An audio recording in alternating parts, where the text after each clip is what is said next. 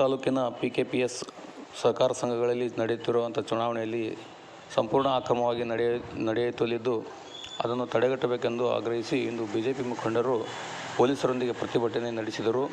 ಶಾಸಕರ ಕುಮ್ಮಕ್ಕಿನಿಂದ ಇಂತಹ ಘಟನೆಗಳು ಜರುಗುತ್ತಲಿದ್ದು ಮೇಲಾಧಿಕಾರಿಗಳು ಚುನಾವಣಾಧಿಕಾರಿಗಳ ಮೇಲೆ ಸೂಕ್ತವಾದ ಕ್ರಮ ಕೈಗೊಳ್ಳಬೇಕೆಂದು ಆಗ್ರಹಿಸಿದರು. ಹುನಗುಂದ ತಾಲೂಕಿನ ಗಂಜಾಳ ಗ್ರಾಮದಲ್ಲಿ ಇಂದು ನಡೆದಂತಹ ಚುನಾವಣೆ ಅಕ್ರಮ ಶಾಸಕರ ಕುಮ್ಮಕ್ಕಿನಿಂದ ಕೂಡಿದೆ ಎಂದು BJP ಮುಖಂಡ ವೀರೇಶ್ ಉಂಡೋಡಿ ಅವರು ಪೊಲೀಸರೊಂದಿಗೆ ವಾಗ್ದಾನ ನಡೆಸಿದರು. ಚುನಾವಣಾಧಿಕಾರಿಗಳು ಪಕ್ಷಪಾತ ಮಾಡಿ ಒಂದು ಪಕ್ಷದ ಕುಮ್ಮಕ್ಕಿನಿಂದ ಇಂತಹ ಚುನಾವಣೆ ನಡೆದಿರುವುದು ದುರಂತದ ಸಂಗತಿಯಾಗಿದೆ ಎಂದು ಆಪಾದಿಸಿದ್ದಾರೆ.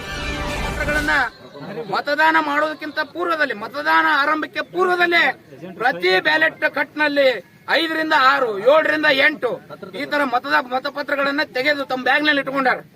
ಆ ಮತಪತ್ರಗಳನ್ನ ಕಾಂಗ್ರೆಸ್ ಅಭ್ಯರ್ಥಿಗಳಿಗೆ ಮತ ನೀಡಿ ಆ ಡಬ್ಬಿ ಒಳಗೆ ಹಾಕುವ ಉದ್ದೇಶದಿಂದ ಆ ಮತಪತ್ರಗಳನ್ನ ತೆಗೆದುಕೊಂಡಿದ್ದಾರೆ.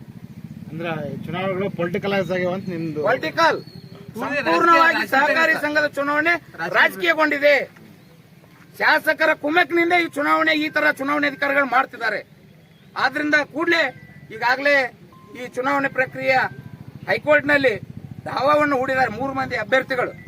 ಇದನ್ನು ಕೂಡ ನಾವು ಸಂಪೂರ್ಣವಾಗಿ ಹೈಕೋರ್ಟ್ಗೆ ಇಲ್ಲಿ ನಡೆದಿರುವ ಎಲ್ಲ ಪ್ರತಿಯೊಂದು ಹೈಕೋರ್ಟ್ಗೂ ಕೂಡ ಒಪ್ಪಿಸ್ತೀವಿ. ಅದರ ಜೊತೆಗೆ ಚುನಾವಣೆ ಏನು ಜಿಲ್ಲಾ ಚುನಾವಣಾಧಿಕಾರಿಗಳು ಕ್ರಮ ತೆಗೆದುಕೊಳ್ಳಬೇಕಂತ ವಿನಂತಿ ಮಾಡ್ತೀವಿ.